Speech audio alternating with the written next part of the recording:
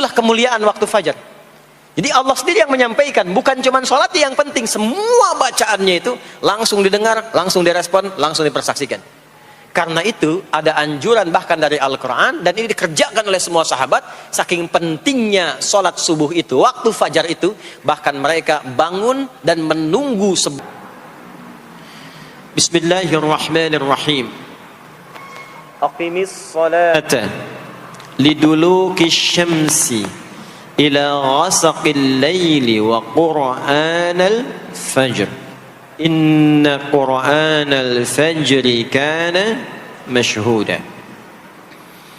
Aqimis salat, tunai alladzina yu'minuna bil ghaibi wa yuqimunas salat. Al-Baqarah ayat ke-43. Wa aqimus salat wa atuz zakat. Selalu menggunakan aqama, yuqimu, yuqimuna, aqimi, dan seterusnya. Termasuk di Quran surah ke-17 Al-Isra ayat 78. Aqimis salata, menggunakan kata aqim. Apa itu aqim? Aqama, yuqimu, yuqimuna, aqim. Alladzina yu'minuna bil ghaibi wa yuqimunas salah. Ada alif lamnya. Wa aqimus salah wa atuz zakat. Wasta'inu bis sabri was salah. Ada alif lamnya. Ta ila salah. Oh, kembali muncul kalimat tadi, aqama yuqimu. Kata Nabi, jika engkau salatnya ingin sempurna, Quran salat itu disebut dengan hasanah, perbuatan baik yang punya nilai pahala. Itu ada di Quran surah ke-11 Hud di ayat yang ke-114. Aqimis salata tarafayn nahar wa zulafan minal lail. Innal hasanati yudhibnas sayyiat. Tunaikan salat di pembuka siang sampai akhirnya, sampai ketemu malam. Jadi dari subuh, zuhur, asar, maghrib sampai ke isya. Semua salat itu kata Allah disebut dengan hasanat. Innal hasanat. Hasanat jamak dari hasanah. Jadi salat disebut dengan hasanah. Kalau kita menunaikan salat di Al-An'am ayat ke-160, maka diberikan poin. Poinnya namanya ajrun. Ya, kita sebut dengan pahala.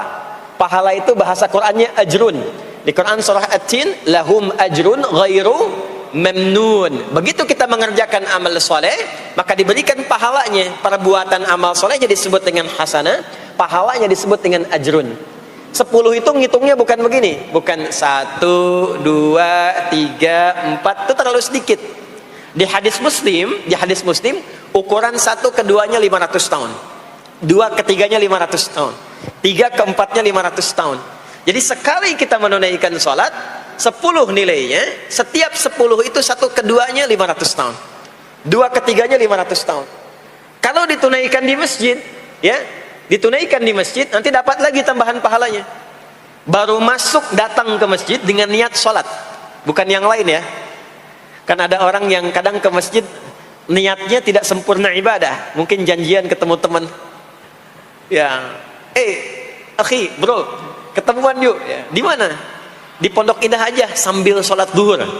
Sambil sholat zuhur, jadi sholatnya sambil, ya, nyambi itu, ya.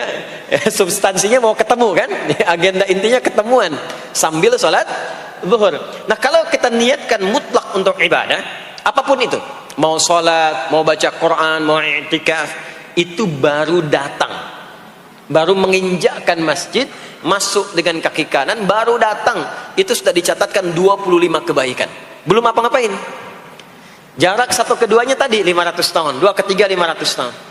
Kalau dilakukan sholatnya berjamaah, maka dapat tambahan 27, kalikan 27. Sudah dapat 10, 10 kali 27 berapa tuh? Ya, 270. Setiap satunya kalikan 500 tahun. Maka sholat di masjid itu bukan main-main. Itu kelihatannya nanti 2. Saat sakaratul maut, pahala itu ditampakkan. Jadi pahala itu bukan sekarang. Pahala itu saat kita pulang. Nanti begitu akan meninggal, ditampakkan itu. Ya, pahala yang telah kita kerjakan itu dalam bentuk amal yang diridhoi oleh Allah. Makanya orang-orang yang rajin beramal saleh, ya, hasanahnya banyak, itu hidupnya tenang. Karena dia merasa tenang, jiwanya pun tenang. Ketika pulang pun dia berada dalam ketenangan. Itu yang menjadikan dia kadang senyum. Ada orang yang akan meninggal itu senyum. Ya, sedang baca Quran, ada yang sedang duduk, ada yang sedang ngaji, ada yang sedang sholat. Saking tenangnya, panggilannya pun tenang. Quran surah 89 ayat ke-27 sampai ayat 30. Ya ayyatuhan nafsul mutmainnah, hei jiwa-jiwa yang tenang, irji'i ila rabbiki radiyatan mardiyah, cepat pulang, aku sudah ridha dengan amalmu, engkau pun akan ridha dengan pemberianku. Fadkhuli fi ibadi, masuk golongan hambaku. Ibad itu jama' dari kata abdun. Abdun itu adalah nama bagi hamba yang senantiasa memperbanyak ibadah. Ketika dia ibadah punya hasanat, maka dikonfirmasi saat pulangnya, ditampakkan hasanatnya, ditampakkan hasil pahalanya. Itu yang menjadikan, pernah dengar Sayyidah Asyah, Siti Asyah? Siapa beliau? Istrinya Fir'aun kan? Ya, kan ada kisah viral dalam Al-Quran. Ketika beliau akan dieksekusi oleh Fir'aun, la'natullahi alaihi, Fir'aun itu akan mengadab, akan menghukum istrinya sendiri, Sayyidah Asyah. Ketika akan disiksa dan sudah diikat dalam tiang itu, akan disiksa, maka beliau berdoa, Siti Asyah itu, dan doanya diviralkan di Al-Quran. Rabbi bnili indaka baitan fil jannah wa najjini min fir'auna wa amalih. Ya Allah, aku telah berislam, mempertahankan akidahku saat ini sampai dengan sekarang. Maka mohon ya Allah, berikan kepadaku anugerah di surga nanti, bangunkan satu istana di surga, dan selamatkan aku dari buruknya siksa Fir'aun, sehingga menjadi tanda bagi orang-orang yang akan beriman, bahwa beriman itu menyenangkan. Maka apa yang terjadi? Saat sakaratul maut itu ditampakkanlah oleh Allah istana di surganya, maka dia tersenyum. Dalam senyum itu Fir'aun kan gak ada imannya, jadi gak ada koneksinya. Maka mulai menghardik, kata Fir'aun, ini perempuan mau dieksekusi kok malah senyum. Dia nggak tahu kalau dalam keadaan itu surganya sedang ditampakkan, istananya ditampakkan. Maka meninggallah beliau dalam keadaan sedang menatap istana surganya, ya, dan berhasil wafat dalam husnul khatimah. Dan Fir'aun tidak mencelakai, tidak menghukum, tidak menyiksa beliau itu kecuali dalam keadaan sudah wafat, ya, ini tak terasa lagi. Itulah orang-orang yang saleh, orang-orang yang punya banyak hasanah, ditampakkan sakaratul mautnya, lalu dihisab, nanti baru dikonfirmasi.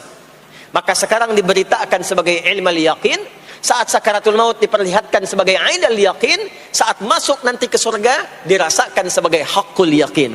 Maka ada ilmal yaqin, ainal yaqin, haqqul yaqin. Itulah yang menjadikan kita sering berdoa supaya semua kegiatan dunianya menjadi hasanah, dan di akhirat dikonfirmasi lagi hasanahnya. Ada di Al-Baqarah surah kedua di ayat ke-201. Wa minhum may yaqulu rabbana atina fid dunya hasanah wa fil akhirati hasanah wa qina adzabannar. Nah, perbuatan hasanah yang pertama itu salat. Jadi ketika kita salat ada pahala. Pahala itu urusan akhirat. Nanti ketika meninggal dapat. Itu bekal pulang. Kita gambarkan nih supaya nggak bingung ya. Yuk, kita ilustrasikan sejenak ya. Bismillah. Bapak Ibu kelihatan ini ya? Ibu kelihatan Bu ini? Alhamdulillah, alhamdulillah. Ini pejuang subuh belum ditulis sudah kelihatan ya. Alam itu kan yang kita tinggali, kita rasakan, dan nanti yang kita yakini ada 3 kan? Ini sering saya sampaikan belakangan ini di beberapa kesempatan. 1, sekarang ada yang disebut dengan ardun, al-ard, yang kita terjemahkan dengan bumi tempat kita tinggal. Sekarang, ya, sekarang kita ada di mana? Di Masjid Pondok Indah, ya, bagian dari bumi. Ini di bumi. Sifatnya disebut dengan dunia. Jadi dunia itu asalnya bukan nama alamnya, tapi lebih kepada sifatnya. Ya, dunia dari kata dana, yadnu, dunuan, wa dunyaan. Artinya sesuatu yang cepat, sesuatu yang fana, sesuatu yang rusak, yang hilang. Jadi semua sifat kehidupan kita di tempat ini itu berlangsung cepat. Ya, kayaknya baru kemarin ketemu, sekarang sudah ketemu lagi. Kayaknya baru kemarin kenalan teman SD, sekarang sudah saling punya cucu. Ya? Dan semua sifatnya rusak. Ini gelas kalau didiamkan, besok-besok kotor, rusak. Baju kalau didiamkan nggak diapa-apain rusak. Ya, kendaraan kalau didiamkan semewah-mewahnya nggak diapa-apain rusak. Itulah dunia. Kenapa diperkenalkan viral dunianya dibandingkan dengan bumi dan ardonnya? Untuk memberikan kesan yang kuat kepada jiwa kita. Hei, jangan sampai terjebak dengan kehidupan dunia yang sementara yang ditinggalkan. Jangan memperebutkan sesuatu yang rusak. Jangan berselisih pada sesuatu yang hilang. Ya, kan sekarang banyak orang aneh ya, memperebutkan sesuatu yang pada akhirnya yang diperebutkan itu rusak sendiri.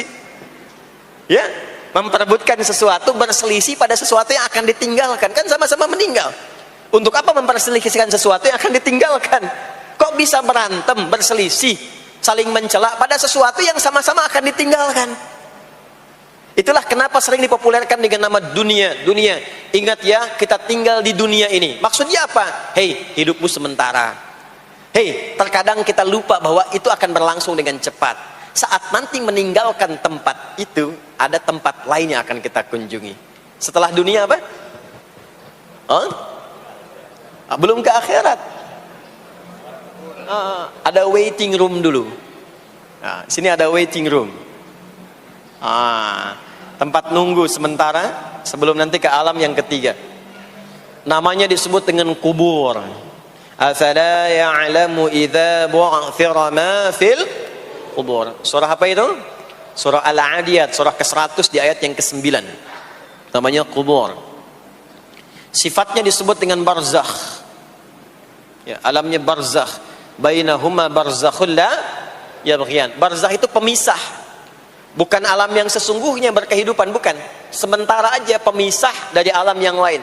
Jadi sekat yang tak nampak sekatnya, tapi memisahkan dua yang berbeda, itu disebut barzakh.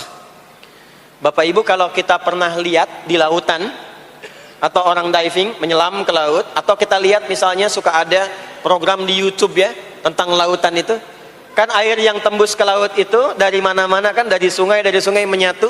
Pernah lihat, ada bagian lautan tertentu yang nggak nyambung tuh arusnya, antara kanan dengan kirinya. Ikan yang di sini nggak bisa tembus ke sini, begitu ke sini balik lagi, sini balik lagi. Nah itu barzakh namanya. Barzakh pemisahnya, nggak kelihatan, tapi memisahkan dua bagian yang tidak menyatu. Bainahuma barzakhul la yabghiyan. Alam ini kenapa disebut barzakh? Karena dia memisahkan antara kehidupan di bumi dengan sifat dunia, dengan kehidupan di alam yang ketiga namanya akhirat. Akhirat. Kalau sudah ada taknya, ada akhir, ada akhirat. Kalau sudah ada taknya di ujung, itu artinya ujung sesuatu yang gak ada awal lagi setelah itu. Ya sudah berakhir di situ. Ya. Jadi kalau di sini meninggal, masuk ke sini. Di sini selesai, ke sini ke akhirat. Tapi kalau di akhirat ini ujungnya nggak ada meninggal lagi. Ya, nggak ada wafat lagi, nggak ada meninggal lagi. Jadi nggak usah update status kalau di sini, statusnya akan abadi. Kalau di sini masih berpindah-pindah. Ya, mau status apapun dunia akan ditinggalkan. Begitu selesai pindah ke sini. Di sini mulai sama. Yang pejabat, yang pengusaha, pebisnis, ya, yang diplomat, yang macam-macam sampai ke sini mulai sama. Almarhum. Nanti bedanya dihisab, begitu sampai sini statusnya akan diraih sesuai dengan amalan yang ada di sini. Nah, mohon izin, mohon maaf, kalau di sini yang semua kita kerjakan, aktivitas kita disebut dengan amal, pekerjaan kita yang melahirkan bekal itu, ya, maka tuntutannya cuma satu, amal saleh. Pastikan semua amal perbuatan yang kita kerjakan soleh. Soleh itu artinya dipandang baik oleh Allah, singkatnya begitu. Kalau makan dengan cara yang soleh, yang Allah senangi. Minum yang soleh. Berpakaian yang soleh. Bekerja yang soleh. Maksudnya kalau Anda cari pekerjaan, cari yang dibenarkan oleh Allah. Jangan bekerja dengan korupsi, jangan bekerja dengan cara menyogok, jangan bekerja dengan mempopulerkan riba misalnya. Kalau makan yang soleh, jangan makan yang haram, jangan makan hasil dari pencurian, itu namanya soleh. Kalau kita kerjakan semua aktivitas kita, pekerjaan semuanya soleh, maka tadi dia akan punya nilai. Nilai itu yang disebut dengan hasanah. Ya. Hasanah ini punya poin. Poinnya yang disebut dengan ajrun, yang kita kenal dengan pahala, yang tadi saya terangkan. Nah ini hasanah, ajrun. Hasanah ini yang ikut ke alam kubur nanti. Yang ininya tidak amalnya. Contoh gampangnya begini, saya tunjukkan. Ini ada minuman. Ya. Minum itu kan aktivitas standar, amal standar untuk menghilangkan haus. Siapapun bisa minum. Mau yang beriman, mau yang belum beriman. Saya sering katakan belum beriman dengan harapan sama-sama beriman sebelum wafat. Ya, itu adabnya. Maka bagaimana cara minum ini supaya menjadi soleh? Kata Nabi di hadis Al-Bukhari, perhatikan, idza quddimat ta'amu, kalau hidangan disajikan, mau makanan mau minuman, khudh bi yaminika ma yalik, ambil dengan tangan kananmu, thumma sammillah aw iqra bismillahirrahmanirrahim. Maka sebelum diminum ucapkan bismillahirrahmanirrahim. Maka kalimat bismillahirrahmanirrahim itu yang akan menjadikan aktivitas minum menjadi hasanah. Dituliskanlah pahalanya, namanya ajrun. Minumannya selesai, itu masalah dunia. Hausnya hilang, keluar jadi kotoran, itu minumannya. Jadi gelasnya nggak ikut ke alam kubur. Ya, minumannya nggak ikut. Yang ikut apanya? Ini hasanahnya. Jelas sampai sini? Karena itu, semua aktivitas yang kita kerjakan dalam berkehidupan itu pasti ada pedoman dalam Al-Quran dan hadis detailnya untuk membimbing semua aktivitas kita menjadi soleh. Pedoman itulah yang sering kita kenal dengan nama doa namanya.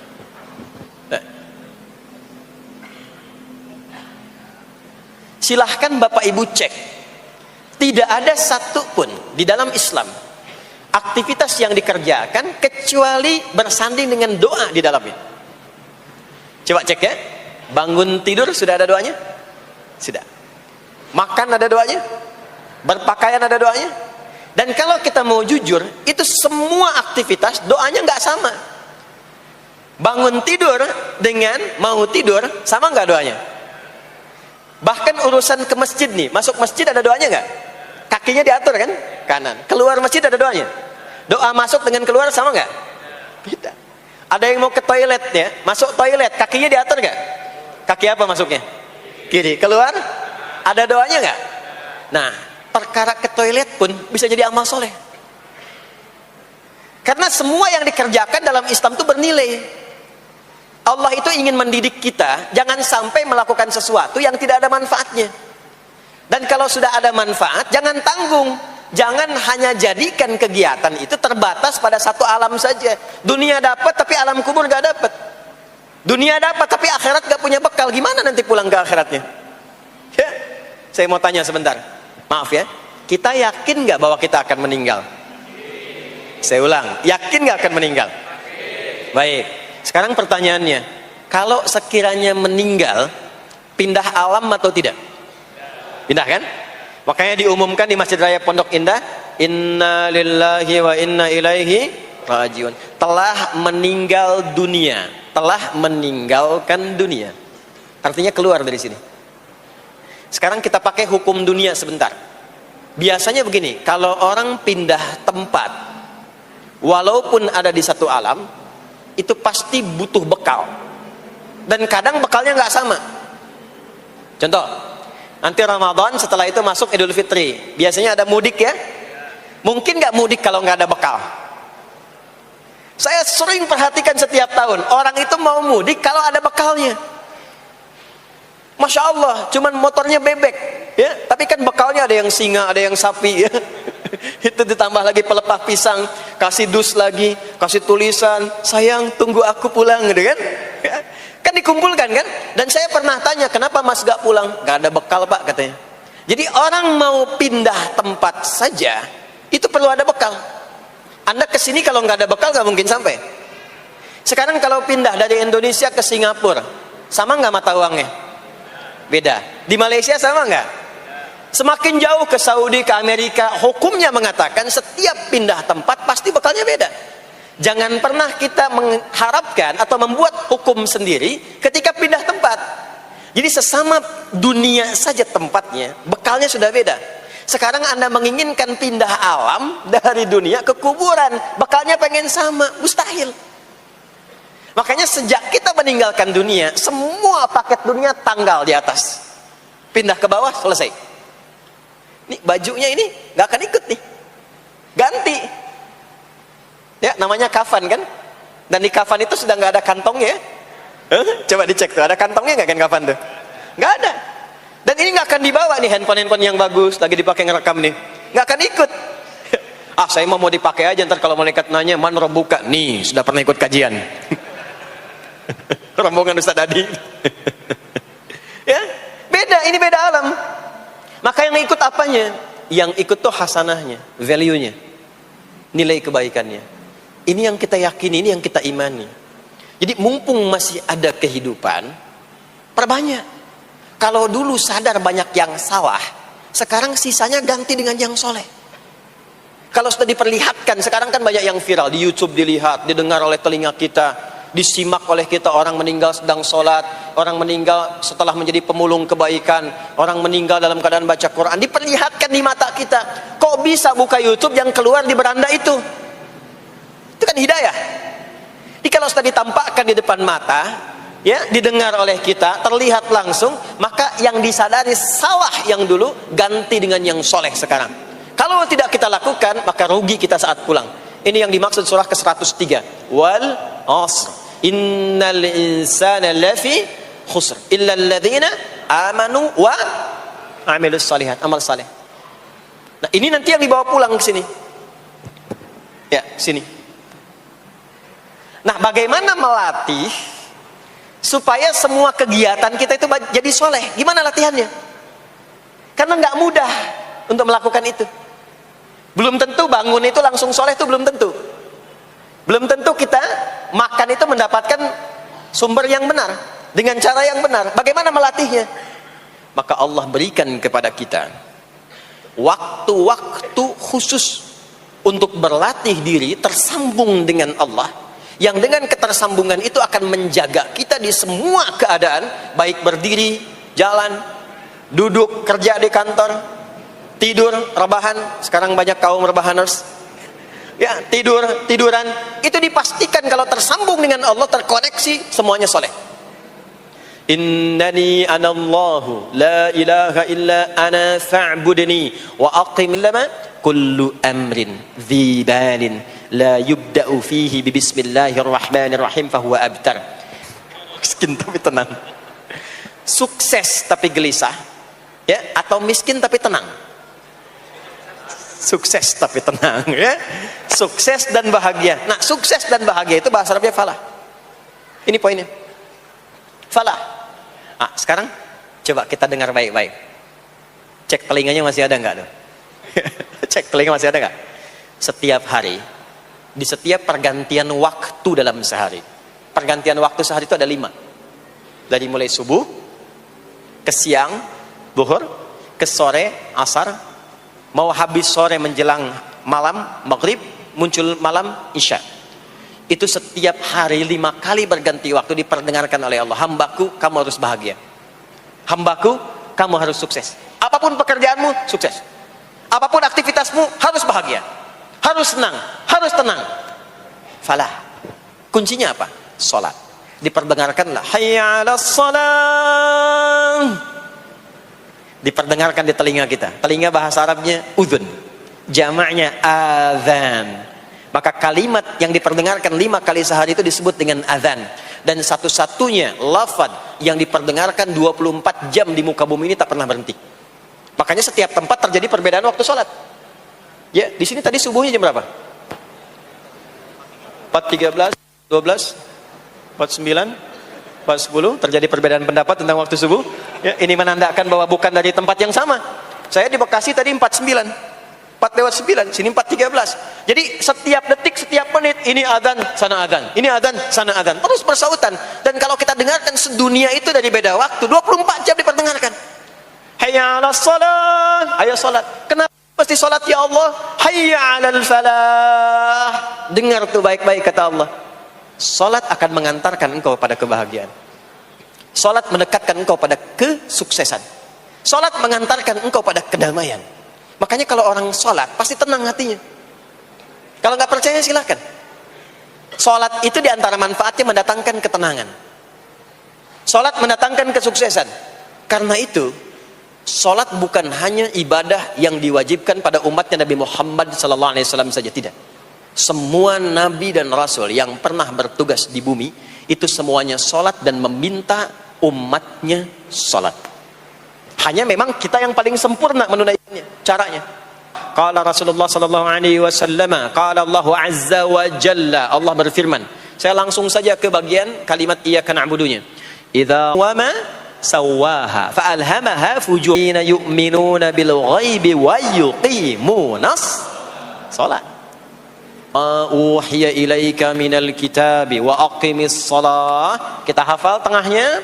Innas salata tanha 'anil fahsya'i wal Muhammad itu diutus oleh Allah dalam lingkup masyarakat yang sangat terbelakang dan hatam kriminal. Jadi kriminalnya bukan dikerjakan, hatam. Dan nyaris tidak kenal kebaikan, makanya disebut dengan jahiliyah. Kalau Bapak Ibu tanya di zaman Nabi, ya maaf, ada pezina? Bukan cuman ada, hatam, perfeksionis zinanya. Itu.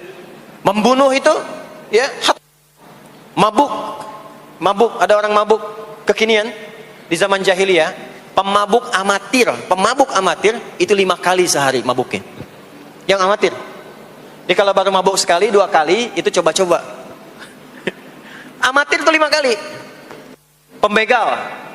Ya, sekarang kita dengar berita ada begal ini itu. Jahiliyah itu sekampung begal semua. Kampung Gifar.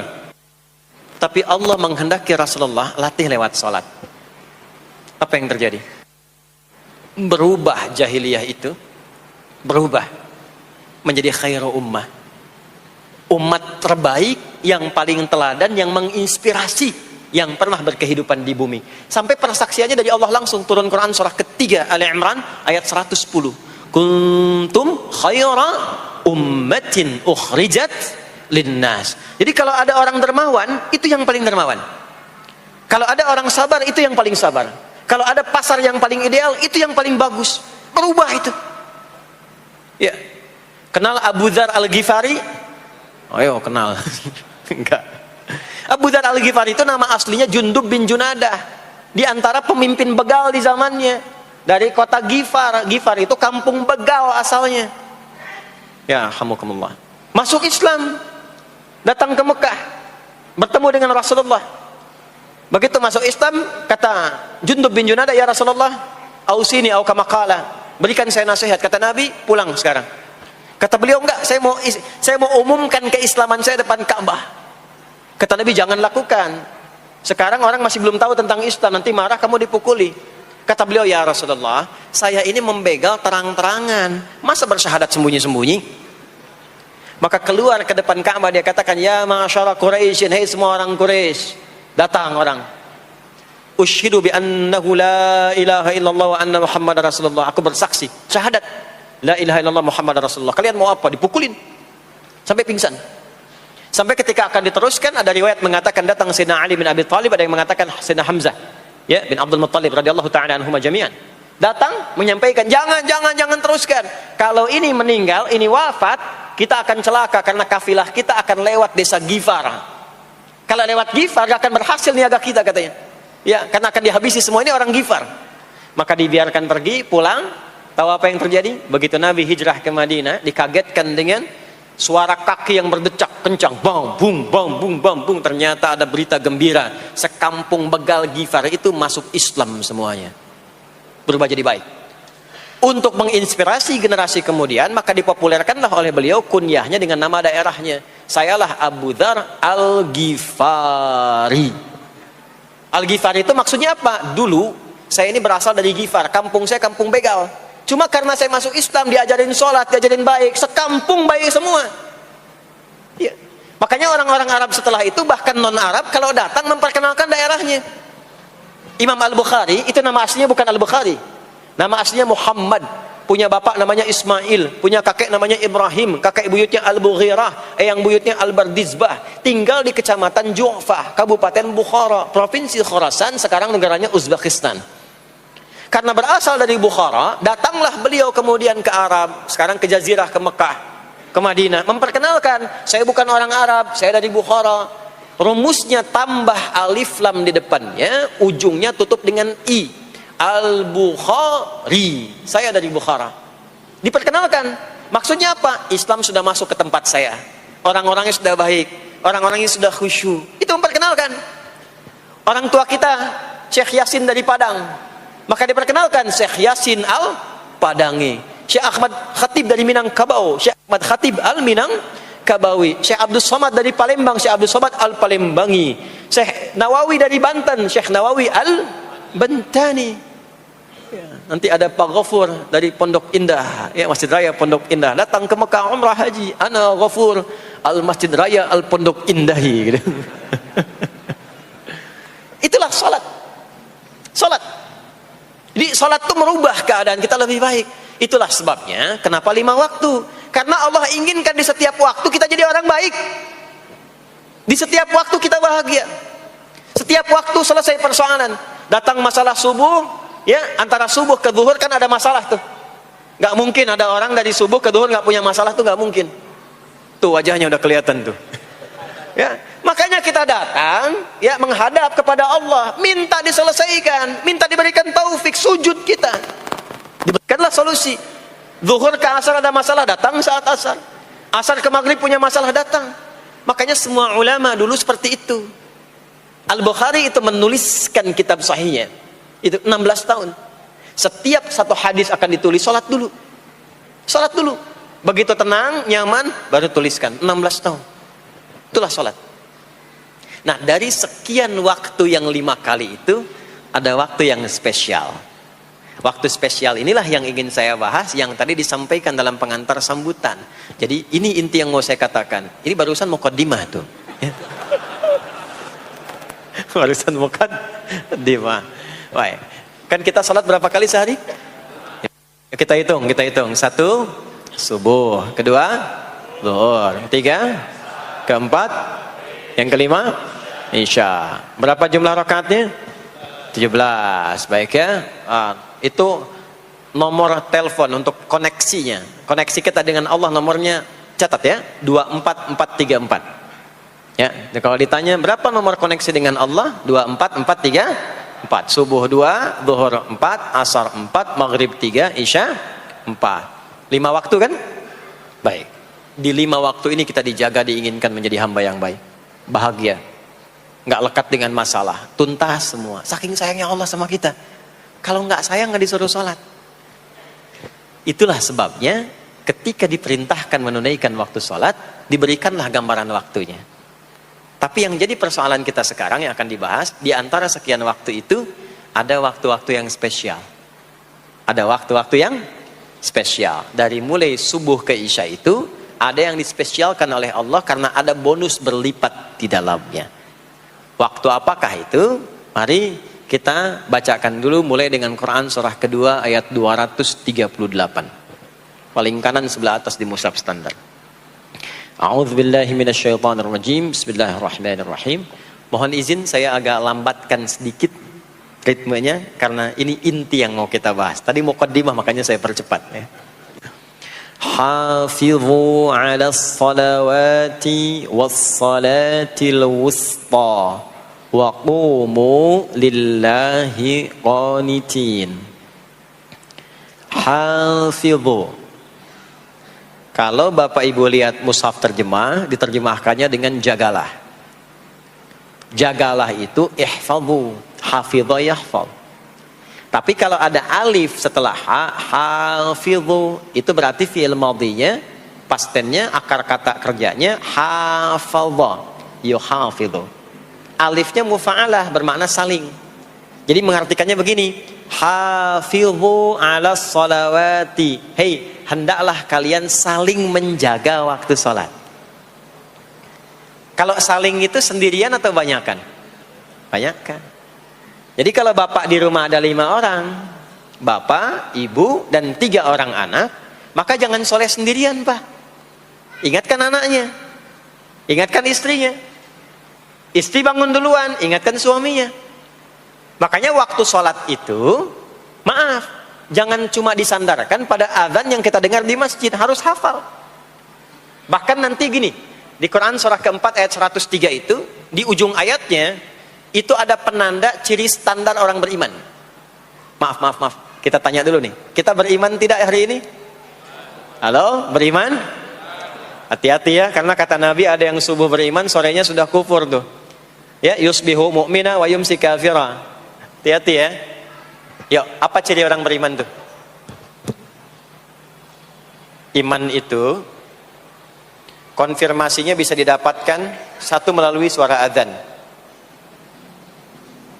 Adzan itu sama dengan penanda waktu sholat. Tahu dari mana iman itu bisa dicek dengan suara adzan? Quran surah ke-8 Al-Anfal di ayat yang kedua. Innamal mu'minuna alladzina idza dzukirallahu wajilat qulubuhum. Sungguh insan beriman itu ciri standarnya bisa dilihat. Kalau disebutkan nama Allah, ada konfirmasi iman dalam hatinya. Jadi iman itu letaknya di kolbu. Nanti konfirmasinya lewat suara adzan, dipanggil, disebutkan nama Allah. Makanya disebutkan nama Allah 5 kali dalam sehari untuk mengecek iman ada nggak dari subuh sampai isya.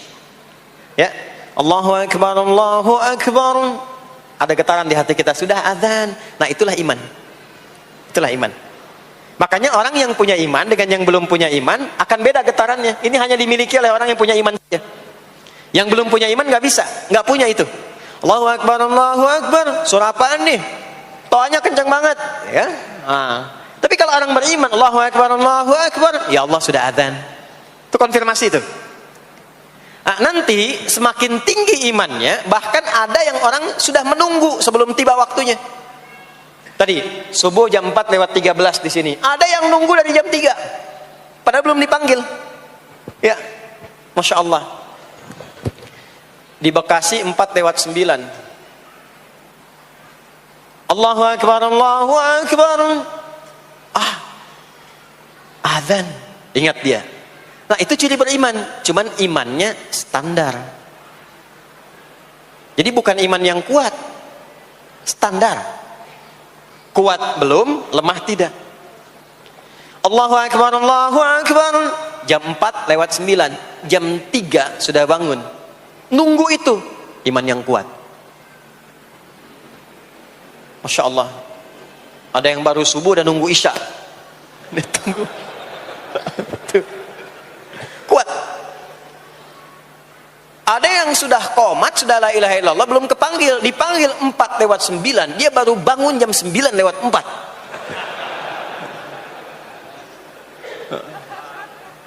Tuh. Nah, ini iman lemah. Di bawah. Ciri standar, karena dipanggil ingat, maka ciri standar orang beriman itu tahu waktu sholat. Harus tahu, Pak, Bu. Itu standarnya. Itu ada di Quran surah keempat, di akhir ayat 103.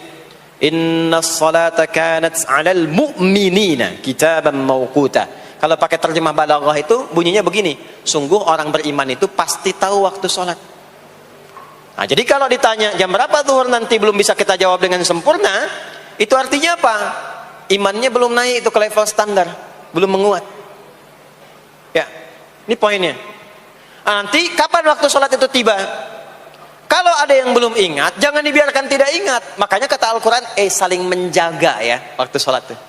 Jangan sampai di keluargamu, ada temanmu, kolegamu, bahkan tetanggamu itu nggak tahu waktu sholat. Bahkan nggak sholat, itu bahaya. Kalau memang sayang sama anak, ingatkan. Sayang istri dengan suami, ingatkan. Tanda istri beriman yang cinta dengan suaminya, tanda pertamanya ketika mengingatkan suaminya pada semua hal yang disukai oleh Allah. Begitu sebaliknya. Maka kata Al-Quran, hafidhu, saling menjaga waktu sholat. Disebutkan di situ alas sholawat. Bentuknya begini.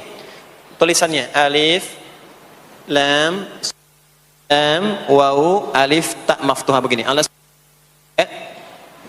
Begini tulisannya. Karena nanti ada yang begini, ada yang begini. As-sholat, ada yang begini. Biar saja, enggak usah. Ada yang begini, tak marbutah. Seperti Al-Baqarah ayat 3, alladzina yu'minuna bil ghaibi wa yuqimunas shalah. Begini tulisannya. Ada yang begini, as-salat pakai alif tak gini. Tapi di Al-Baqarah ayat 238 tulisannya begini, alas salawati, taknya terbuka. Secara singkat begini, secara singkat. Kalau tulisannya begini, maka yang dimaksud salat fardu. Yang dimaksud salat apa? Salat fardu. Salat fardu itu ada berapa? 5 waktu. Maka kata Allah, hei, saling jaga ya. Waktu salat yang fardu itu yang 5 waktu. Di antara yang 5 itu ada yang spesial. Was-salatil wusta, waktu yang pertengahan. Tengah-tengah di antara 5 waktu itu. Yuk kita tuliskan dulu sebentar. Sebentar. Salat ada salat apa saja? Subuh, kemudian zuhur, kemudian asar, kemudian oh nggak cukup, ambil ke sini, maghrib, kemudian isya. Oh, subuh, zuhur, asar, pindah sini, maghrib, isya. Lihat rumusnya. Jadi yang sholat pertengahan yang mana? Jangan lihat tulisannya itu, ya, karena subuh di tengah-tengah disebutnya subuh ya. Sholat pertengahan yang mana? Asar apa subuh? Subuh apa asar? Apa dalilnya? Kita pakai dalil. Nah, sholat pertengahan itu disebutkan oleh Nabi itu ada 2. Ada subuh dan asar. Qala Rasulullah sallallahu alaihi wasallam yata'aqabuna fiikum malaikatul laili wa malaikatun nahari fi salatil asri wa fi salatil fajri. Berebut semua malaikat yang bertugas di siang dan malam, berebut membersamai kita. Kalau berebut itu artinya kalau ada yang berdoa diaminkan, kalau ada yang mohon ampun diistighfarkan oleh malaikat. Jadi malaikatnya minta kepada Allah, ya Allah ampuni si fulan, ya Allah ampuni si fulan, ya Allah si fulan, dan seterusnya sampai selesai. Itu khusus di salat asar dan salat subuh. Sampai kemudian thumma yas'aduna ila sama', kemudian mereka para malaikat itu kembali bertugas masing-masing, lalu Allah mengonfirmasi kepada mereka untuk menunjukkan kebenaran tugas malaikat yang tidak bermaksiat. Allah Maha tahu tentang hambanya, Maha tahu.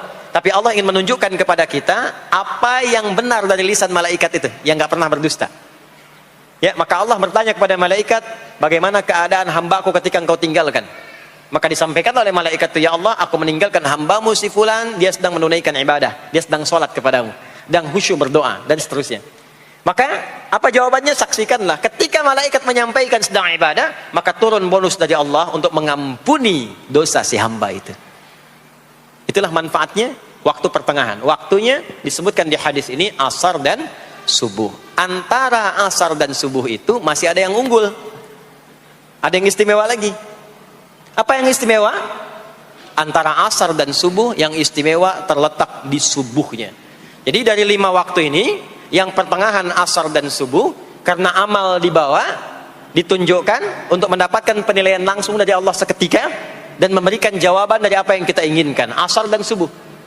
Tapi dibandingkan asar dengan subuh, bila keduanya dibandingkan, dua-duanya mulia. Maka subuh punya kemuliaan yang tidak dimiliki oleh asar. Ya, makanya nanti asar bisa bertemu dengan zuhur, masih ada jama, masih ada qasar. Maghrib ketemu isya, masih ada jama, ada qasar. Ya, tapi subuh nggak bisa di jama, nggak bisa di qasar. Ya, makanya subuh letaknya jauh, ke isya jauh, ke zuhur jauh. Ya, saya mau jamaah, ya jama antara isya dengan subuh biar nanti bangunnya sekalian gitu, nggak bisa. Ya, maghrib masih bisa di jama dengan isya, isya di qasar, dari 4 jadi 2. Maghrib gak bisa dikosor, karena 3 gak mungkin jadi 1,5. Ya, zuhur udah 2, masa mau dikurangin lagi? Subuh udah 2, gak mungkin dikurangi lagi. Maka dari itu subuh menyendiri-sendiri. Nah, ada apa kemuliaan di subuh itu? Maka turunlah Quran surah ke-17 ayat 78 yang tadi saya bacakan di awal. Aqimis salata liduluki syamsi ila ghasaqil lail. Sampai sini zuhur sampai isya. Dulu kisyamsi tergelincir matahari itu zuhur. Sampai ghasaqil lail tiba malam itu isya.